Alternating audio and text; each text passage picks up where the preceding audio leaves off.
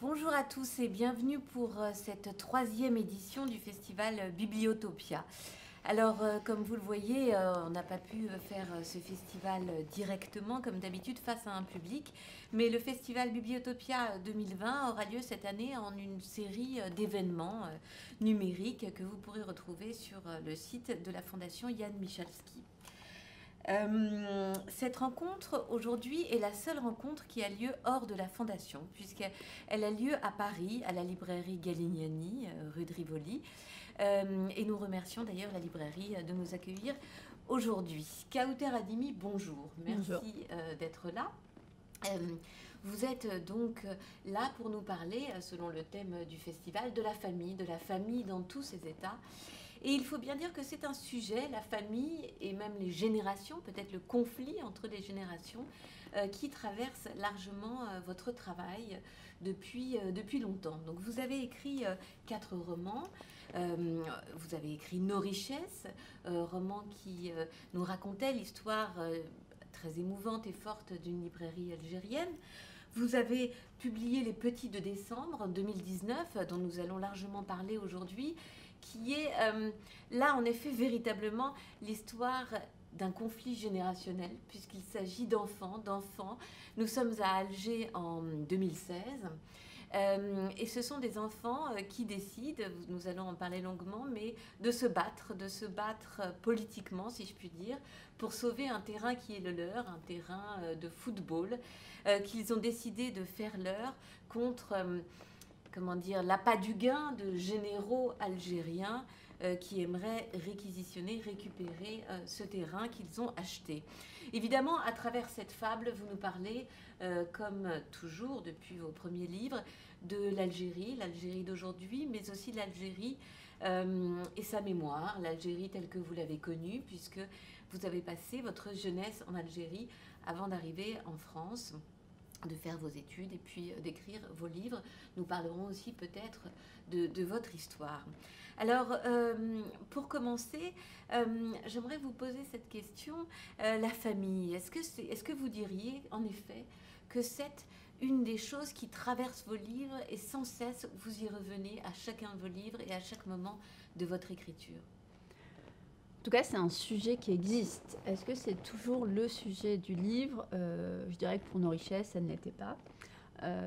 Mais dans ce roman-là, je voulais un espèce de roman miroir avec mon premier roman, L'envers des autres, qui était un roman choral et qui était une espèce de radioscopie d'une famille à Alger. Et ce roman, je l'ai écrit à un moment assez particulier, en tout cas pour moi, parce que je l'ai écrit lors de ma dernière année à Alger, au moment où je me préparais à partir.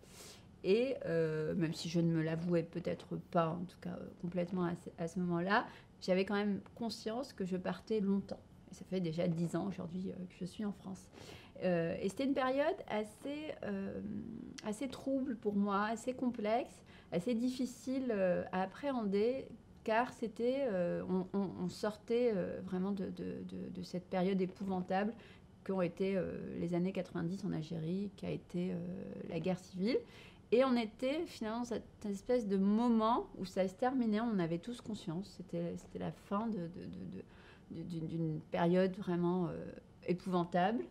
Et c'était le début presque de quelque chose de nouveau, mais on n'y était pas encore tout à fait. Et j'ai eu envie de capter ce moment-là, un peu trouble. J'ai eu envie vraiment d'emmener avec moi ce pays à ce moment-là, qui était prêt à passer à autre chose. Et c'est comme ça que j'ai écrit ce premier roman, vraiment avec une volonté de figer un moment, de figer un lieu et de figer une famille. Alors c'était une famille qui ne se parle pas, parce que toute l'histoire est là, c'est 3 générations qui habitent sous le même toit, avec une mère qui est extrêmement désemparée par ses enfants devenus adultes qu'elle ne comprend pas. Ce sont des adultes qui vivent assez loin de leurs enfants, qui vivent une vie dont ils n'ont pas connaissance. Et j'ai eu envie de raconter ça à travers un roman choral. Et j'ai écrit ce livre, j'ai commencé à écrire en 2006. Et vous voyez, il n'y a pas de hasard, puisque ce dernier roman raconte 2016. Donc c'était vraiment 10 ans plus tard. Et voilà, 10 ans plus tard, Alger me semblait au même niveau, c'est-à-dire en train de finir une période et prête à en commencer une autre. Et en 2016, je reviens à Alger pour quelques jours et j'apprends que le terrain de football que j'ai toujours connu, parce que mes parents habitent pas très loin, que mes frères jouaient là-bas, mes cousins jouaient là-bas, j'apprends que ce terrain a été vendu, que des généraux notamment l'ont acheté des parcelles, et s'apprêtent à y construire leur maison. Mais surtout, j'apprends que des enfants, des adolescents et des enfants se sont battus contre ces généraux-là, que des armes ont été enlevées, on a enlevé les armes des généraux, que tout le monde a été embarqué, sauf les généraux évidemment, au commissariat, qu'ils ont été relâchés, que des menaces ont été proférées. Et moi, ça m'a vraiment complètement bouleversée, parce que je me suis dit, on est à un moment incroyable de l'histoire de ce pays, parce qu'on a des enfants qui s'attaquent à ce qu'il y a de plus sacré, quasiment, hein, dans le pays, l'armée, le pouvoir, les plus hauts gradés, etc. Et ces enfants étaient des enfants eux-mêmes de militaires, donc des enfants élevés, normalement, dans une espèce au moins du culte du grade.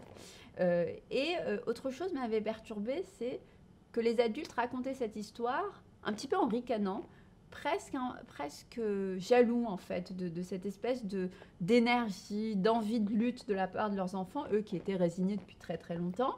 Et ils n'avaient à aucun moment prêté main forte à leurs enfants, ils n'étaient pas intervenus dans ce conflit, ce chahut, etc.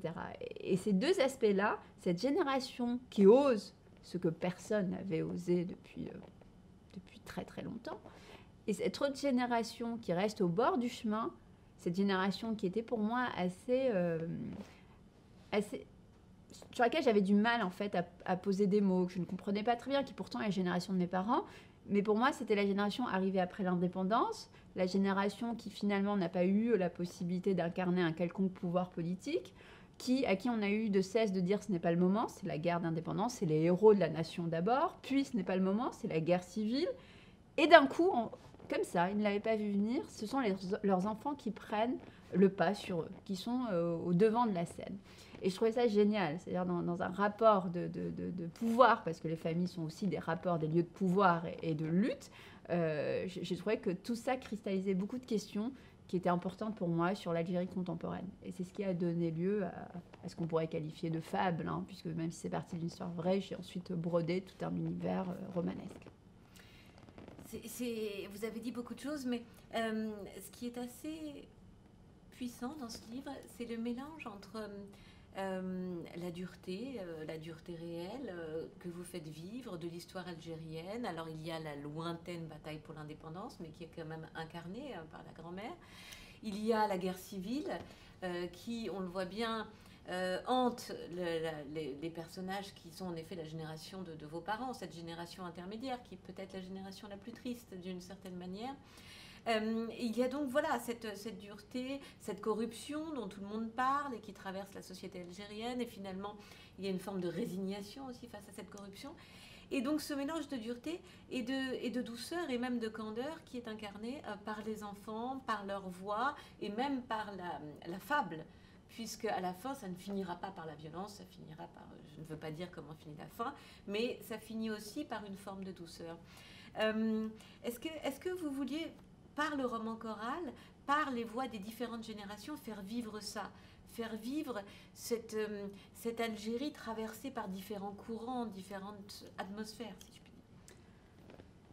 Je dirais que j'ai eu envie, dans ce roman-là, de donner la parole aux tout petits, parce que ce ne sont pas des personnes qu'on écoute en Algérie. Les enfants, les jeunes, les adolescents, et puis très longtemps et très souvent, on n'a pas écouté tous ceux qui n'avaient pas fait la guerre. Hein. Donc il fallait avoir fait la guerre, sauf que bon, la guerre s'est terminée en 62, donc ils ne sont plus très nombreux à avoir fait la guerre.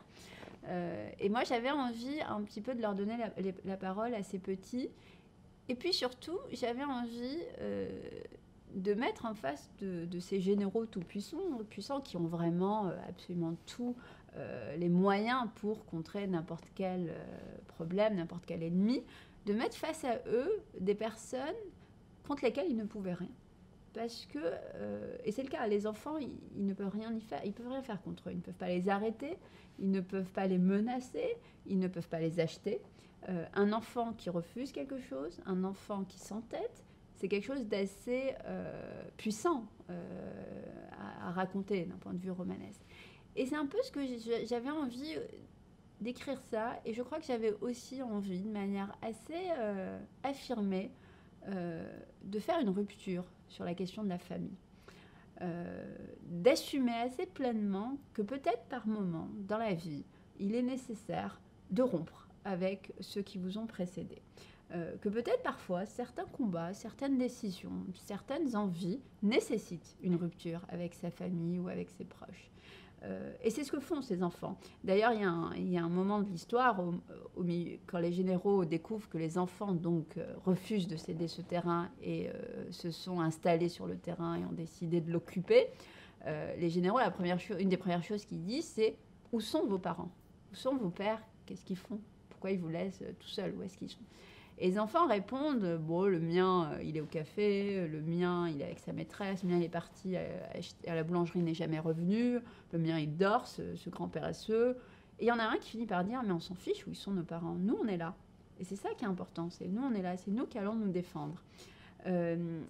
Et ça, c'est pour moi, en tout cas, sur la question, c'est vraiment très ancré en moi, sur la question de la liberté, de l'individualité.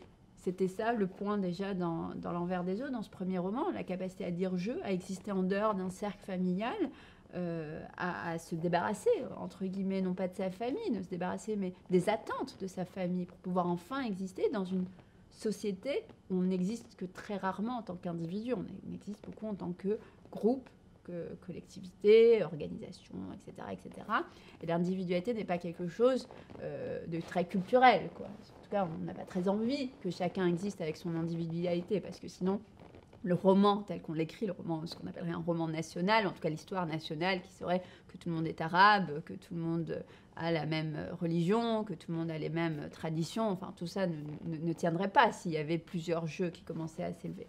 Et c'est ça, en fait, pour moi, le cœur du roman, c'est cette histoire-là, de ces individualités, de ces enfants qui ne devraient être que des enfants, que des espèces de prolongation, même pas d'être, en fait, parce qu'on leur donne même pas la possibilité d'exister, mais qui ne devraient même pas être aperçus et qui, tout d'un coup, disent « Non, moi, je suis là, et peu importe où sont nos pères. » Parce que c'est ça la question, j'allais dire. C'est pas où sont vos parents dans mon souvenir, c'est où sont vos pères. Ouais, tout à fait. Et en effet, les pères ne sont pas très glorieux. Les pères ne sont pas très glorieux, mais parce que les pères... Comment vous voulez être glorieux quand au-dessus de vous, quand avant vous, il y a eu cette gloire de l'indépendance? Comment on peut être glorieux quand on est né juste avant l'indépendance, quand on a 5, 6, 7, 8, même 10, 11 ans, allez, au moment de l'indépendance, et qu'on est écrasé par ces grands héros de la nation? Comment est-ce qu'on peut exister dans l'ombre de cette histoire qui est une très grande histoire aussi romanesque, qui est la guerre d'Algérie, la bataille d'Alger, toutes ces batailles-là? Comment est-ce qu'on peut exister? Je pense que c'est très difficile, de trouver sa place dans une société qui va glorifier pendant très très longtemps et qui continue de glorifier les martyrs de la Révolution. Comment exister quand ceux qui sont les premiers à incarner le pouvoir sont ceux qui vous ont libéré du colonialisme? C'est extrêmement dur pour cette génération. Moi, c'est pour ça que j'avais eu envie de la scruter, de l'étudier, de la faire parler.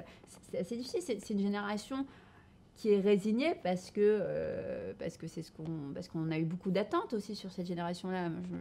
J'y ai passé beaucoup de temps avec cette génération de mes parents, à qui on a dit: vous êtes la première génération d'Algériens à aller à l'université dans un pays qui n'est plus colonisé. Vous êtes la première génération à être diplômée d'une université algérienne, etc. Vous êtes le miroir de ce pays-là, vous devez être ceci, vous devez être cela.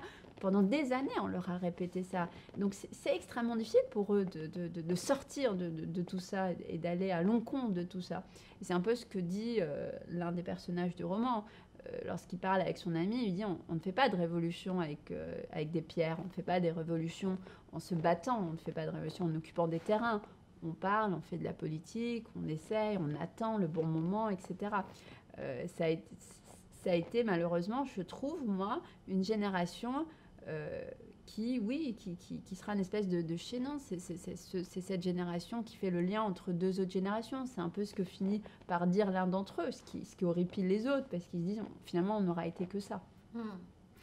Et puis c'est aussi une question de rapport à l'autorité, puisque les généraux, comme vous l'avez dit, c'est la classe sacrée de la société algérienne, ce sont les intouchables.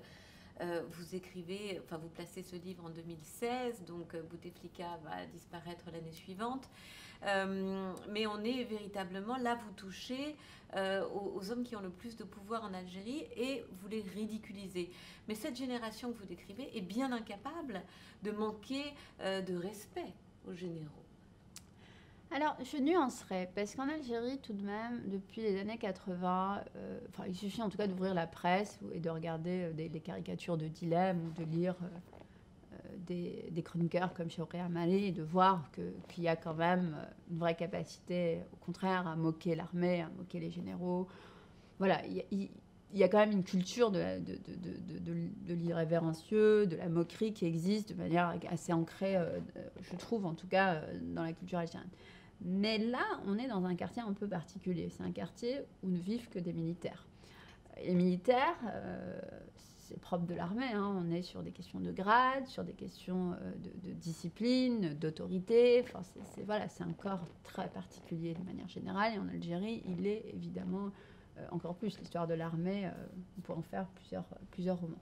Donc oui, ici, en tout cas, ils ne remettent pas en question cette autorité-là, mais comme ils ne remettraient pas en question, en fait, c'est qu'il y a une résignation. Ça fait 50 ans, 40-50 ans qui vivent dans un pays extrêmement corrompu, où ils voient que le changement n'a pas lieu, ils voient que les gens ne partent pas et ils n'ont aucune espérance. C'est peut-être ça qui est vraiment le plus marqué chez eux, c'est qu'ils ne croient pas que les choses peuvent changer. Et ils ne croient pas que les choses peuvent changer, mais quand elles commencent à changer, parce qu'elles sont actionnées par les enfants, cela les horripile, parce qu'ils ne sont pas acteurs de ce changement-là. Et finalement, ils vont, au lieu d'aller aider leurs enfants, ils vont plutôt aller aider les généraux.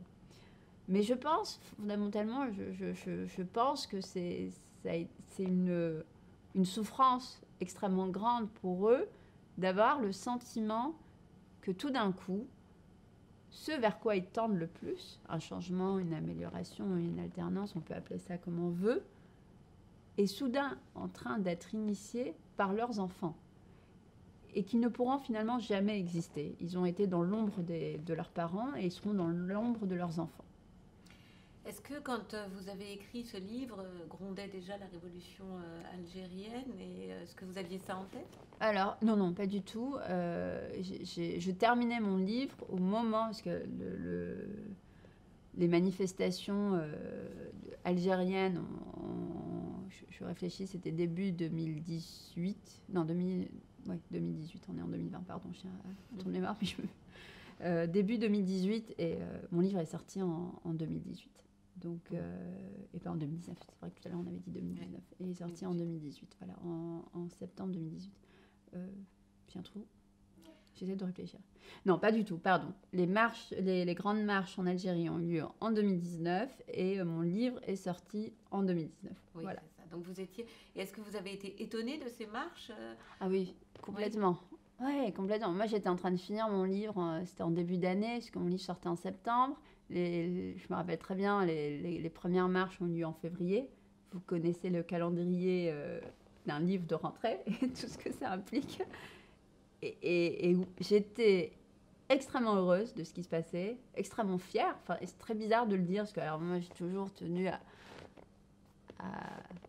Jamais aimé beaucoup ce truc de nationalisme absolu, de grande fierté. Je me suis toujours beaucoup méfiée de ces grands discours, de dire attention à la fierté qu'on peut avoir à se réclamer de telle ou telle nationalité, parce qu'au fond, on n'y est pour rien. En tout cas, on est arrivé sur Terre sans choisir, et l'histoire qui nous précède a existé sans nous. Mais c'est vrai que là, il y avait quelque chose d'assez extraordinaire qui se passait en Algérie.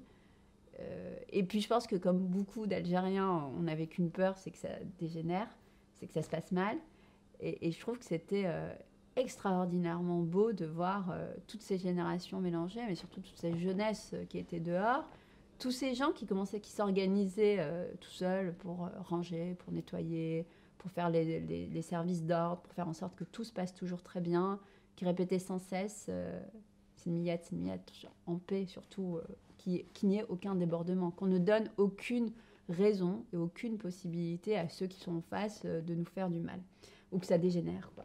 Et donc tout ça était, oui, assez extraordinaire, doublé de quelque chose, mais de manière très personnelle, une espèce de moment un peu bizarre, parce que la fin d'un livre est un moment toujours très bizarre, mais en plus de me dire, mais du coup, qu'est-ce que ce livre que moi j'avais imaginé comme une fable, comme quelque chose, oui, vraiment de l'ordre de l'impossible, quasiment, de cette révolte qui avait effectivement eu lieu en 2016, mais qui s'était très mal terminée par ailleurs, puisqu'aujourd'hui le terrain n'existe plus et qu'il y a de grandes maisons à la place.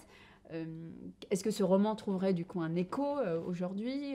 Est-ce qu'on a envie de raconter? Moi, j'ai jamais eu envie de raconter l'immédiat ou le présent, ça m'a jamais intéressée, donc je me retrouverai pour autant à le faire. Donc, beaucoup de questionnements. C'est là que l'éditeur est important et précieux, que ce soit mon éditeur en France ou mes éditeurs donc au Seuil ou mes éditeurs en Algérie, Barzac, qui ont réussi à me rappeler ce que j'avais eu envie de raconter, que ce livre, ça faisait déjà 2 ou 3 ans que je leur en parlais, que ce livre existait par ailleurs et qui se terminait, qu'il fallait surtout essayer le moins possible d'être, entre guillemets, pollué par ce qui se passait à l'extérieur pour pouvoir lui donner une existence en propre. Et après, le dernier point, et il est très personnel, c'est la grande frustration de ne pas être là-bas, parce que j'étais enceinte, très enceinte, et je crois que ça, c'est vraiment, c'était le truc le plus frustrant en me disant... il y a une seule période dans ma vie où je ne peux pas y aller, enfin, et donc dont 2, puisque maintenant il y a le confinement. Mais ouais, de ne pas être dans ce... Ouais, et puis vraiment, enfin, le cœur d'Alger, cette rue d'Idouche Mollad, ce tunnel des facultés où on voyait tous les gens passer. Moi, c'est vraiment... Enfin, c'est pas très loin de la librairie de Charlot, de la rue Charras. Et c'est vraiment des lieux que j'ai fréquentés très longtemps, où j'allais tout le temps quand j'étais étudiante. Et ça a été un moment... plein de joie, plein de frustration et plein d'attentes. Alors, on parlait de la famille. La famille, c'est aussi la transmission. Et même si c'est vrai que souvent vos personnages ont envie de rompre avec l'héritage familial, le fait est que vous êtes habité par cette histoire algérienne. Et souvent, ce choix du roman choral, c'est aussi une manière de faire vivre les histoires de l'Algérie, et notamment d'Alger. On voit que cette ville... vous tient à cœur. Est-ce que vous vous voyez comme ça, d'une certaine manière, responsable d'un récit qui vous a été transmis? C'est une question que je me pose beaucoup en ce moment, parce que je suis dans une écriture en ce moment d'une histoire qui m'a été transmise. Alors, responsable, non. Je ne crois pas être responsable ou... je ne crois pas qu'il faille que je fasse quelque chose ou que je raconte une histoire en particulier. En revanche,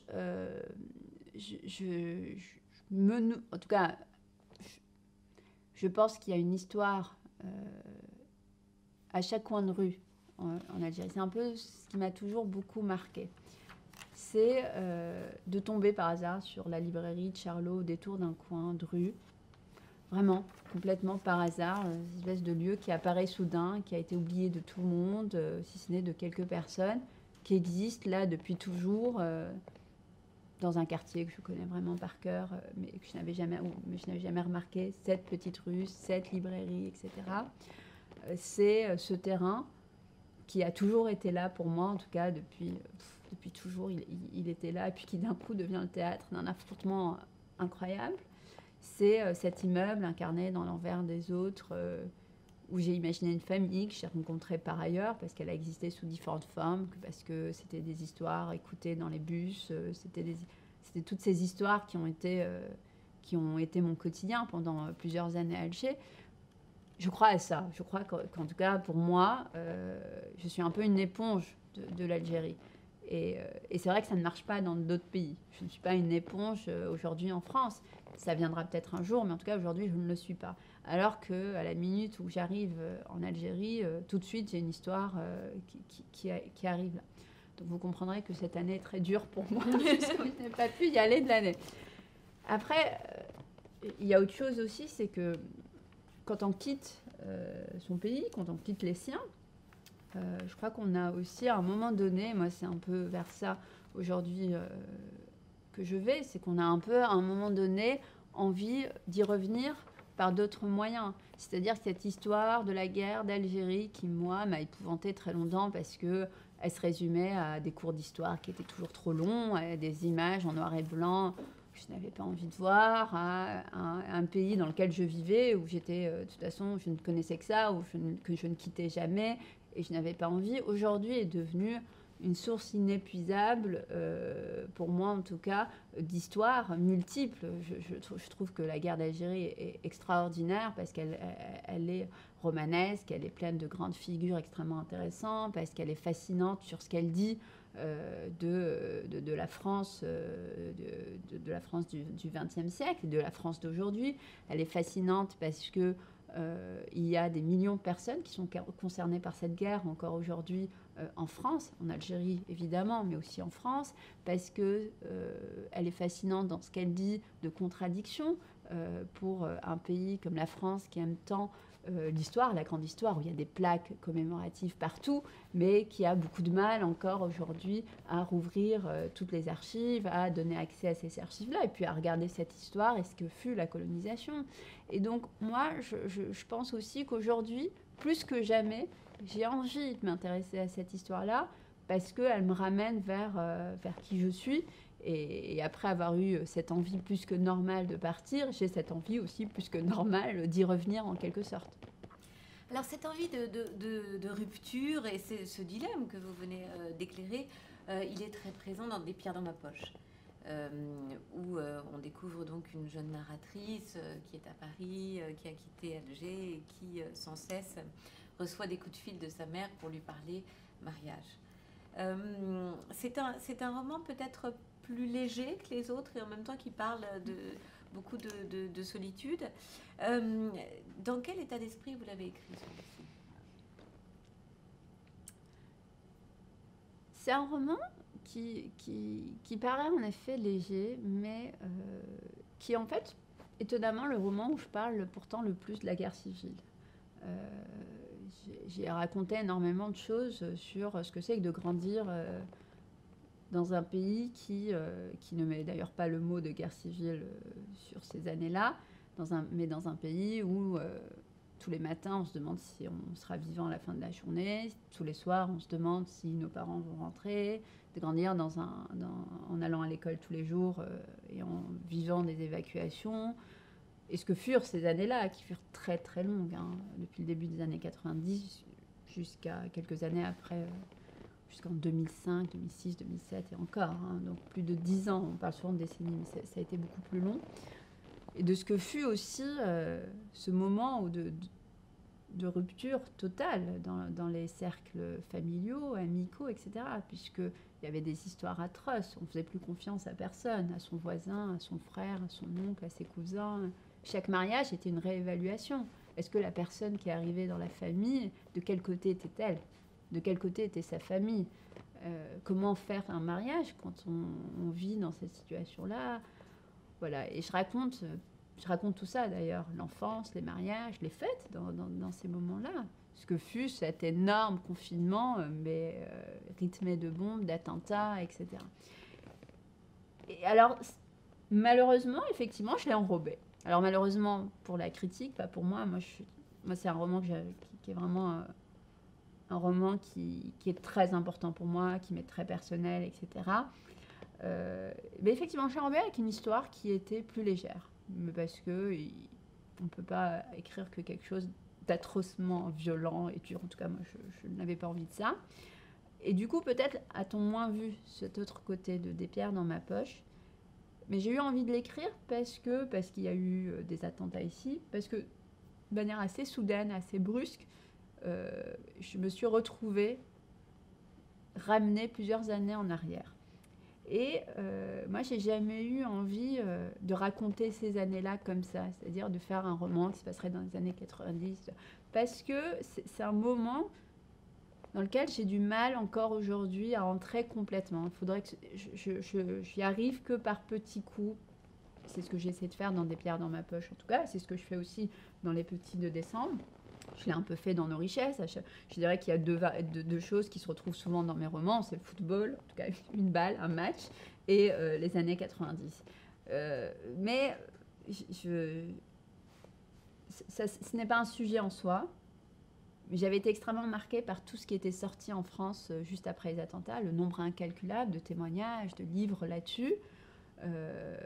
Moi, je n'en ai lu aucun, parce que c'est un sujet sur lequel je n'ai pas envie de lire sur ce sujet-là, je n'ai pas envie de rentrer complètement sur ce sujet-là. C'est un sujet qui est douloureux, c'est un sujet sur lequel moi j'ai de la pudeur, qui est encore assez difficile pour moi à complètement comprendre. Je pense qu'il faut du temps. Et c'est pour ça que en Algérie, il y a eu une expression que je n'ai jamais retrouvée nulle part, qui s'appelle la littérature d'urgence. Je n'ai jamais entendu cette appellation ailleurs. C'est toute la littérature, tous les livres qui sont sortis dans les années 90 et qui ont parlé du terrorisme. C'est tous les romans sur le terrorisme qui sont sortis pendant ces années-là. Et on a décidé, à un moment donné, de manière assez étonnante, finalement assez fascinante sur la réception littéraire, de considérer que cette période-là, en tout cas ce qui a été produit pendant ces années-là, ça s'appellerait de la littérature d'urgence. Ce qui finalement a assez dévalorisé ces romans-là, je trouve, parce que tout n'a pas été de la littérature d'urgence. Par urgence, on entend, du coup, on comprend une littérature qui serait écrite à la va-vite, publiée à la va-vite, qui serait une littérature pour dire l'urgence, etc. Ce qui n'est pas tout à fait vrai. L'étoile d'Alger d'Aziz Chouaki est un roman extraordinaire. Commencement était la mer. Le récit de Meïssa Bey est pour moi un de mes romans préférés, un de mes textes préférés, et de Meïssa Bey et en général. Mais c'est vrai qu'on a, enfin, et je pense que j'ai été extrêmement marquée par ça, par cette espèce de parenthèse dans laquelle on a entré tous les livres de cette époque-là. Et donc je suis assez frileuse dès lors qu'il s'agit d'écrire sur l'immédiateté. Vous comprenez du coup pourquoi j'ai été assez bouleversée par l'écriture de ce roman et l'écho qu'il en avait. Mais oui, Des pierres dans ma poche, c'est avant tout ça, c'est avant tout un moment où j'ai vraiment pris une grande inspiration et j'ai regardé derrière moi et j'ai eu envie de raconter ces histoires-là. Mais ça n'a pas été extrêmement perçu du coup. Mais ces histoires-là qui sont celles de votre enfance? Oui, de mon adolescence, de ma famille, alors évidemment toujours enrobé, raconté différemment. Ce n'est pas un documentaire, c'est de la fiction. Parce que c'est vrai que ce qu'on lit en tout cas au début du livre, et puis qui revient quand même c'est ce lien à la mer. Et qui est, parce qu'on a beaucoup parlé des pères, on a moins parlé des mères, mais là il y a quand même une mère. Il n'y a qu'une mère d'ailleurs. Qui est très présente. C'est la seule mère. Dans Des pierres dans ma poche, il n'y a qu'une mère puisque le père est mort, et qui est extrêmement présente, extrêmement étouffante, et qui relie vraiment, c'est comme, c'est une métaphore du cordon ombilical qui n'arrive pas à se couper, une métaphore de cette ligne téléphonique entre Paris et Alger, mais ce qui du coup aussi empêche la narratrice de se détacher de tout ça, de rompre avec tout ça et d'exister. Donc elle est complètement sous une espèce, malgré tout, de domination de la mère qui voudrait la voir mariée de retour, etc. Et cette jeune femme, elle est dans un entre-deux permanent. Elle n'est pas tout à fait à Paris, en tout cas elle ne vit rien à Paris, et elle n'est plus à Alger, et pour autant elle a l'impression de tout vivre là-bas et de tout rater là-bas. Et c'est vrai qu'on pense, quand on lit Les Petits Décembres, on pense aussi à cette jeune femme qui n'est pas une enfant, mais on voit évidemment la filiation qu'il peut y avoir entre ces enfants et elle, c'est-à-dire parce que ces enfants ne sont pas entièrement coupés de leurs parents quand même. On voit bien qu'ils ont reçu en héritage ce désir de justice qui habitait leurs parents, mais comme vous l'avez dit, ils n'avaient peut-être ni le courage ni l'opportunité véritablement de le faire vivre. Et ces enfants donc sont à la fois héritiers et en même temps recherchent la liberté. Je voulais vous proposer de lire un passage. Avec plaisir. Qui raconte justement où on surprend les enfants au cœur de la lutte, si je puis dire. Ils sont sur leur terrain vague, qui est encore leur terrain de football. Des dizaines d'enfants peuvent-ils lutter contre tout un système? L'histoire de leur révolte fit le tour du pays en quelques heures. Les Algérois commentaient les événements en jubilant. Il n'y avait pas un foyer, pas un jardin, pas une entreprise où l'on n'en parlait pas. On mimait les généraux qui se faisaient attaquer par des mômes sur leur propre terrain et qui s'enfuyaient sous les jets de pierre. Même dans les casernes, les soldats en parlaient matin et soir, en riant aux éclats, répétant à l'infini l'histoire, ajoutant des détails à des scènes auxquelles ils n'avaient pas assisté. On racontait des histoires folles. Il se disait que les enfants avaient attaché les généraux à des arbres pendant des heures, ou encore que les petits avaient kidnappé le chauffeur et le retenaient en otage. Dans les marchés, dans les rues, tout le monde s'esclaffait. L'euphorie ne retombait pas. Les moqueries avaient fait place à une douce joie. On se saluait avec entrain, même lorsqu'on ne se connaissait pas. On se lançait des clins d'œil sans rien dire. Plus besoin, on savait. Dès le lendemain, l'histoire dépassa les frontières et se transforma. Ainsi, les Marocains racontaient qu'une bande d'enfants avait fait fuir des émissaires du roi Mohamed VI dans le sud du pays. En Tunisie, c'était la même histoire, mais avec des ministres sur un terrain situé à la frontière avec la Libye. Personne ne pensait une seconde que les petits de décembre, comme on les appelait désormais, pouvaient réellement vaincre les généraux. On ne gagne pas face à l'État. Personne non plus n'avait peur pour eux. Que pouvait-il leur arriver? Ils étaient intouchables. La police n'arrêterait pas des tout-petits. Des enfants de tous les coins de la ville venaient en renfort. Ils étaient à chaque fois accueillis par des exclamations, des hurrahs, des cris de victoire. Les visages souriants, les cheveux tout emmêlés, les genoux sales, les enfants disputaient des matchs à 5, à 10, à 20, peu importe. Que celui qui veut jouer rejoigne une équipe. Les ballons rebondissaient dans tous les sens. Il fallait jouer, s'entraîner, marquer des buts, créer des équipes, apprendre à ceux qui ne connaissaient pas les règles du jeu. Les ballons ne devaient jamais s'arrêter de zigzaguer, de virevolter, de tourbillonner pour vaincre les généraux, pour les empêcher de croire que ce terrain était autre chose qu'un terrain de football. Merci beaucoup. Alors là, on est évidemment dans l'idéal, si je puis dire. On est dans ce rêve d'enfant que, à ce moment-là, vous, en tant qu'écrivain, vous épousez complètement. Est-ce qu'en écrivant cela, vous y avez un moment cru? Vous avez cru, vous aussi, vous avez partagé ce rêve d'enfant? Moi, je crois que si on ne garde pas un peu d'optimisme ou un peu d'envie de croire que l'impossible est tout à fait possible, il n'y a pas de raison en fait de continuer à se lever le matin et il n'y a pas de raison, il n'y aurait pas de raison pour moi d'y croire.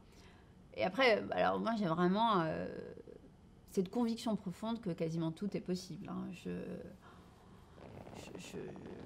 pense que pour ça, enfin, mais je pense que c'est vraiment lié à l'histoire familiale. Mes grands-parents sont pas allés à l'école, ils sont nés en pleine, enfin ils ont vécu dans un pays colonisé et 2 générations plus tard, je suis là avec vous. Donc je dirais que, et grâce notamment à cette fameuse génération entre les deux, mais je dirais que oui, il y a beaucoup de choses qui sont de l'ordre du possible. Après, c'est une question importante parce que moi, les miens, à la fin, ne réussissent pas. On peut se dire ça, on ne racontera pas tout, mais en tout cas, ils ne réussissent pas. Ils ne sauvent pas le terrain, mais ce n'est pas le plus important. Et le plus important, c'est peut-être ce qu'ils racontent à la fin. C'est ce qu'ils gardent de ça, ce qu'ils gardent de cette aventure, ce qu'ils gardent de ce qui s'est passé ces quelques jours, de ce qu'ils gardent de ce qu'ils ont réussi à accomplir, de ce qu'ils ont réussi à créer avec les autres. Moi, ça, j'y tenais beaucoup. Je tenais à ce que ce ne soit pas une histoire d'enfant qu'on oublie, qu'on raconterait plus tard en rigolant, en se rappelant, tu te rappelles, la fameuse année où on aurait occupé un terrain. Il fallait que ce soit quelque chose de grave, quelque chose qui les marque, quelque chose qui brise leur cœur. Parce que quand on a le cœur brisé, on s'en souvient. Et c'est ce que j'avais envie vraiment. Donc oui, la fin n'est pas celle qu'ils avaient envie dans l'immédiateté. Mais il se passe quelque chose pour eux. Il y a quelque chose qui les transforme. Et on ne sait pas, en fait, ce qu'ils vont devenir, ces petits. On ne sait pas dans 5 ans, dans 10 ans, dans 15 ans, dans 20 ans, qui ils seront. Et si cette histoire, ce printemps-là, s'il ne va pas radicalement bouleverser leur conception des choses, s'il ne va pas être un espèce de moteur pour le reste de leur vie. Et c'est ça qui, moi, je trouve intéressant. C'est ça qui est intéressant aussi dans le Hirak, dans toutes ces marches qu'on peut évidemment faire 1000 analyses sur ces marches-là, se demander si au final, au vu des élections, au vu de la manière dont les choses se passent, au vu du fait qu'aujourd'hui, Khaled Drani, qui est journaliste, est en prison depuis plusieurs mois dans un pays qui n'avait quasiment plus enfermé de journalistes depuis des années et qui en avait très très peu enfermé, on peut se dire que c'est extrêmement triste, que c'est un échec, ça. Moi, je pense quand même que collectivement, on retire quelque chose de ces marches-là. Qu'il y a eu un moment où, tous ensemble, les Algériens étaient dans la rue et ont réussi à quelque chose d'exceptionnel. Parce que le départ de Bouteflika était quelque chose d'exceptionnel. Parce qu'il aurait pu et dû faire un nouveau mandat comme il avait réussi à faire les précédents. Et que une poignée de personnes, puis un nombre incalculable de personnes a réussi à basculer, à faire basculer les choses, à changer les choses.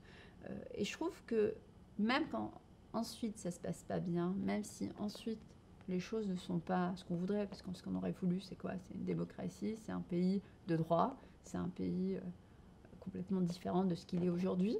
Mais si ce n'est pas ça, on en retire, je pense, quand même tous quelque chose d'extrêmement positif. Et qui sait, dans 3 ans, dans 5 ans, dans 10 ans, dans 20 ans, peut-être que ce sera dans 40 ans, tout ça germera et tout ça créera quelque chose d'encore plus positif que la fois précédente. C'est intéressant à vous écouter parce qu'on voit bien qu'au-delà de la fiction romanesque, vous tenez, et c'était déjà le cas dans Des pierres dans ma poche, et c'est particulier, et c'est vrai aussi dans Les Petits Décembre, à faire vivre une perspective historique dans le livre. Et celle-là, elle est prégnante au moment de... Qu'est-ce que c'est? C'est un monologue, le monologue d'Adila, ou en tout cas cette longue lettre, ouais. ce journal qu'elle tient, où elle dit il faudrait raconter cela, il faudrait raconter cela. Et elle dit d'ailleurs il faudrait pouvoir écrire sur les années noires.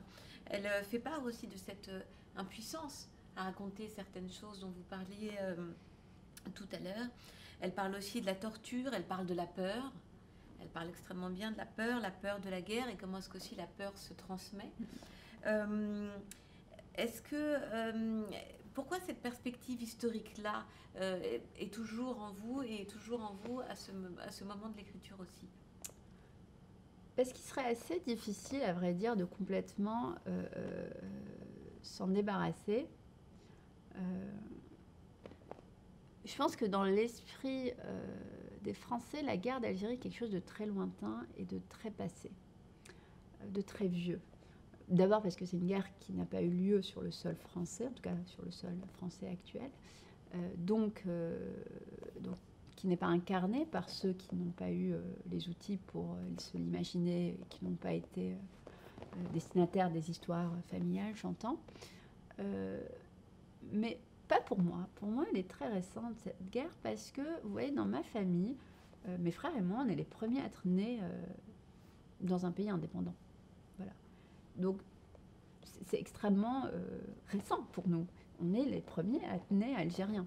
Mes parents sont nés avant l'indépendance, plusieurs années avant l'indépendance, 10 ans avant l'indépendance. Donc, en fait, ils sont nés en France. C'était la France.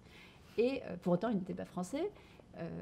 Ils ne sont pas français et ils sont nés colonisés, c'est-à-dire avec ils n'ont pas connu un pays libre, ils n'étaient pas libres, ils n'avaient pas les mêmes droits que les Français, ils ont connu ce que c'était que la pauvreté la plus extrême, ce que c'était que aussi grandir dans un pays en guerre, etc. Mes grands-parents, alors n'en parlons même pas, mes grands-parents sont persuadés qu'il y aura encore une guerre. Donc pour eux, ils ont vécu la Seconde Guerre mondiale, la guerre d'Algérie, le terrorisme. Donc, je veux dire, comment est-ce qu'on peut dire à ces gens-là que l'histoire n'est pas en eux ou qu'ils ne font pas partie de l'histoire? C'est impossible, ils ont vécu 3 guerres. Très différentes, évidemment, les unes des autres, mais enfin, 3 guerres importantes. Et donc, je ne pourrais pas faire autrement. C'est dans notre histoire, c'est ce qu'on hérite. C'est aussi ça l'histoire d'Adila, c'est qu'elle hérite de la peur parce que c'est sa mère qui lui donne la peur. C'est sa mère la mère d'Adila, qui est une femme extrêmement anxieuse, qui est une femme qui a peur pour sa fille et qui va lui transmettre cette peur-là. Et Adila donc va essayer de ne pas la transmettre, mais sa fille est extrêmement, en est complètement héritière. C'est finalement la petite fille, donc 4 générations plus tard, qui arrive à exister, à se révolter complètement. Et moi, je crois beaucoup à ça, à tout ce qu'on nous transmet, malgré soi, de manière indicible, etc. Ce que l'histoire nous transmet, ce que ça fait d'être destinataire de tout ça. surtout quand ce n'est pas dit, surtout quand il n'y a pas de mots. Et c'est vrai qu'il n'y a pas de mots. Enfin, moi, mes grands-parents n'ont jamais parlé de ce que c'était que la colonisation, la guerre, etc. Et c'est vrai qu'ils n'en parlent pas. Pour mille et une raisons, je pense qu'il faudrait aller voir tout ça. Je sais que parfois, il y a eu des petites envies, des petites histoires, mais on ne s'est pas assis dans un coin pour qu'ils me racontent ce que c'était. Je pense aussi beaucoup par pudeur, parce que c'était des années extrêmement difficiles, extrêmement violentes pour eux, pour mes parents aussi. Et je pense donc que forcément, pour nous qui sommes la première génération née après l'indépendance, c'est quelque chose d'assez extraordinaire aussi. Et donc, forcément, ça fait partie de mon romanesque, de mon histoire, etc.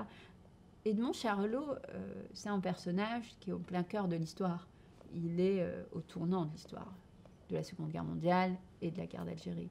C'est un homme qui perd tout dans les aléas de l'histoire. C'est un homme qui ne fait que perdre ce qu'il construit, et c'est un homme qui ne cesse de construire. Et moi, c'est pour ça que je le trouvais fascinant, parce que ce qui est fascinant, c'est les gens qui perdent beaucoup, mais qui continuent. Et non pas ceux qui réussissent et qui créent un empire. Je n'ai pas envie de raconter l'histoire du patron d'Amazon, ça ne m'intéresserait pas du tout. Alors, Edmond Charlot, c'est pas un très bon gestionnaire, c'est quelqu'un qui n'aurait pas gardé sa librairie pour le coup, voilà, et qui est passionnant parce qu'il est convaincu de sa capacité à refaire, voilà. Mais il n'aurait pas pu exister, en tout cas, je n'aurais pas pu le raconter sans raconter la Seconde Guerre mondiale en Algérie, sans raconter la guerre d'Algérie. C'était impossible, ça en faisait complètement partie.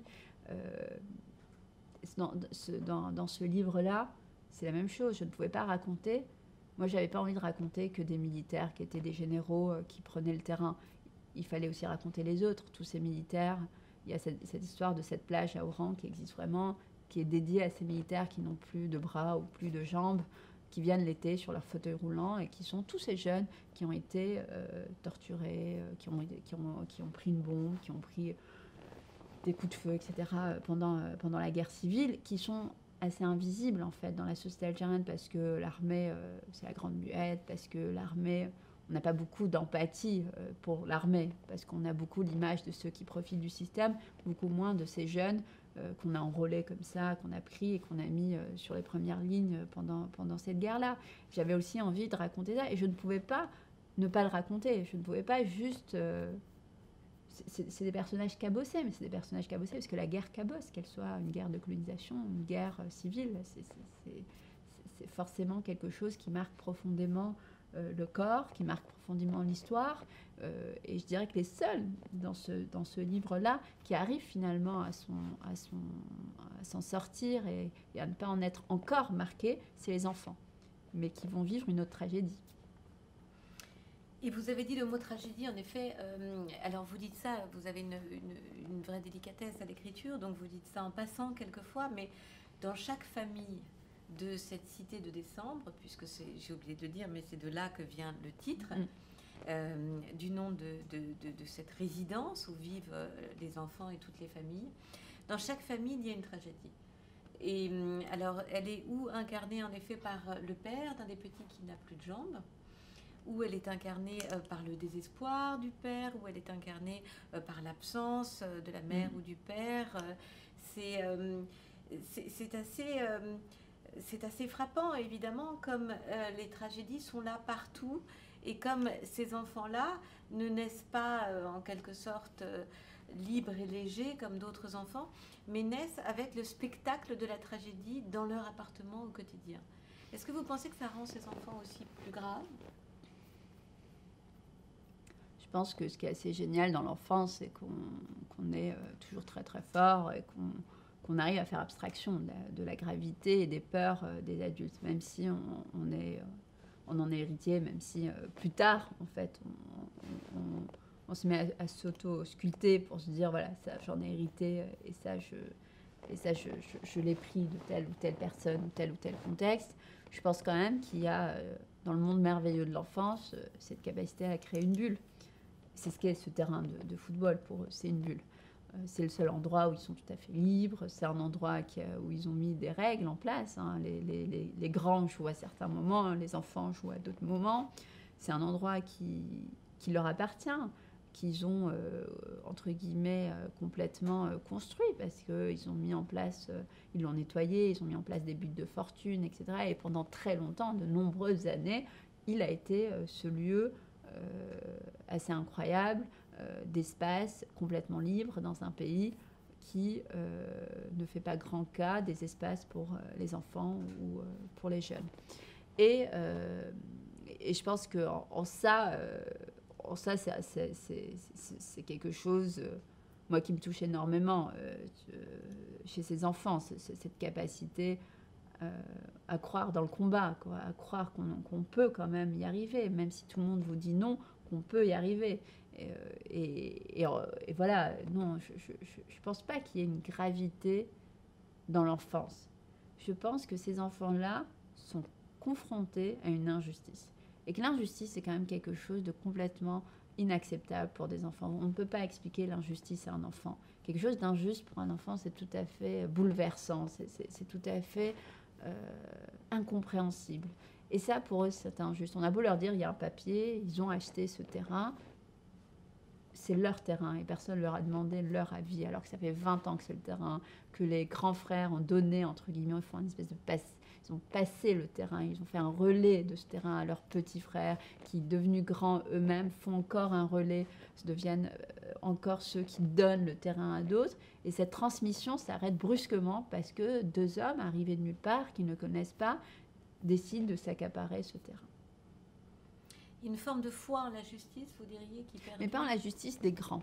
Tout de suite, ça, ils décident qu'il n'y a pas de justice chez les grands. Les grands, tout de suite, ils ne demandent d'ailleurs pas à leurs parents de les aider, d'écrire une pétition. Ils ne demandent pas d'explications à leurs parents. Ils demandent des explications à leurs grands frères, aux grands, aux petits grands, quoi.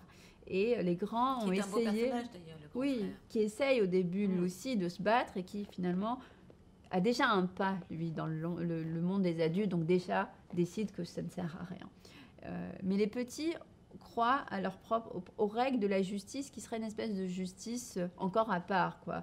La justice des bons et des mauvais, la justice qu'on leur apprend, le policier, les voleurs, le gentil et la brute. Et donc, pour eux, c'est très linéaire. Il y a nous, enfants, qui sommes justes, qui essayons de conserver ce terrain où tous les enfants du quartier peuvent jouer.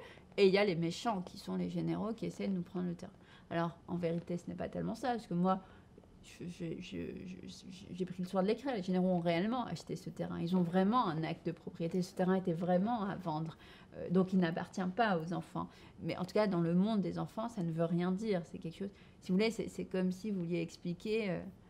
il y a eu plusieurs années, on a essayé d'expliquer aux nomades du désert que tel endroit, c'était à eux, tel endroit, c'était pas à eux. C'est complètement incompréhensible. Je veux dire, il y a des choses qui, pour eux, ne fonctionnent pas. Et c'est un peu ça. Oui, c'est la justice, mais c'est la justice avec un grand J, pas celle des hommes, et pas celle des lois, et pas celle des règles, quoi. C'est la justice entre le bon et le méchant. Ça, c'est bon, et ça, c'est méchant. Alors, peut-être une dernière question, Yaoter Adnimi. Vous êtes mère, vous l'avez dit, vous l'avez dit au cours de cette interview. Vous parliez de cette transmission de l'histoire, transmission de la peur. Vous avez vous-même quand même grandi dans un pays, vous l'avez dit, qui était partiellement en guerre, même si on n'utilise pas le mot de guerre en Algérie. Quel type d'histoire pensez-vous transmettre à votre enfant? Je pense que il y a il y a une caricature de Dilemme de l'année dernière je ne me souviens plus tout à fait du dessin, mais je crois que c'était, je sais plus, une visite de... Je ne sais plus une visite de qui, et il y avait écrit les Algériens super-héros. Et je crois que c'est cette histoire que j'aurais envie de lui transmettre. C'est vraiment ce qui s'est passé en l'année de sa naissance. C'est-à-dire, il est vraiment né cette année-là, l'année où les Algériens ont réussi ce truc incroyable. Parce que moi, je pensais que mon fils, plus tard, connaîtrait Bouteflika comme président. Donc, après tout, il est quand même resté très longtemps, 20 ans. Et mon petit frère me disait, je n'ai connu que Bouteflika à 20 ans, je n'ai connu que Bouteflika comme président. Depuis que je suis née, c'est lui qui est président, quasiment, quoi. Et et je pense que c'est ça que je transmettrais, ouais, le fait que même l'impossible est possible en Algérie. Et c'est ça qui est assez génial. Merci beaucoup. Merci.